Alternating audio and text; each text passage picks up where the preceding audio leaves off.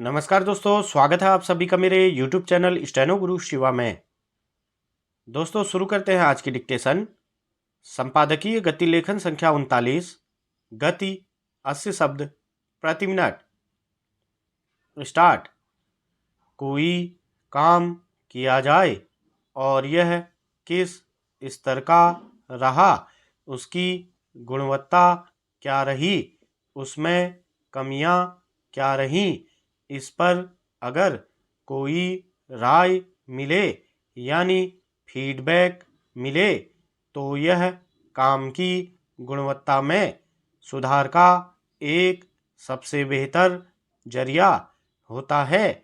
इस तरह की राय को हम इस लिहाज से अच्छा मानते हैं कि वह हमें अपने काम में सुधार करने और उससे कुछ बेहतर करने का मौका देती है।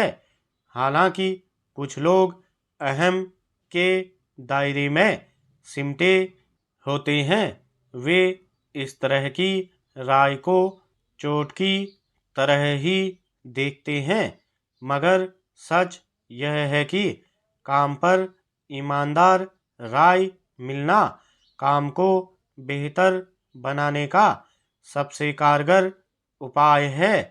हम में से कई लोगों के अनुभव ऐसे भी रहे होंगे कि इससे हमें अपने पेशेवर विकास में भी मदद मिली है। अन्य क्षेत्र में भी यह उतना ही उपयोगी है। विडंबना यह है कि यह बात बहुत कम लोगों को हजम होती है। राय मिलने को अक्सर लोग नकारात्मक तरीके से लेते हैं।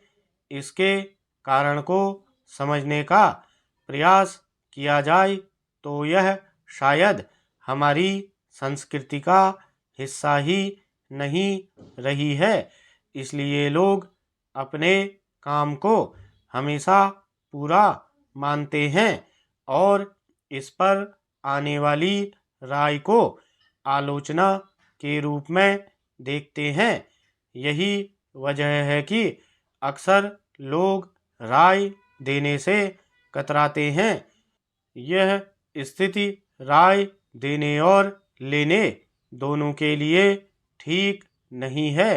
इसका हर्जाना हम सभी को भरना पड़ता है, क्योंकि इससे अपने कुछ नया सीखने और नया सोचने की संभावना को हम खुद ही खत्म कर देते हैं।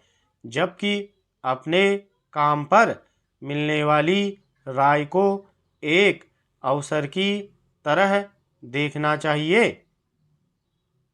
दरअसल हमारे किसी काम को कोई नया व्यक्ति अपने और नए नज़रिए से देखता है।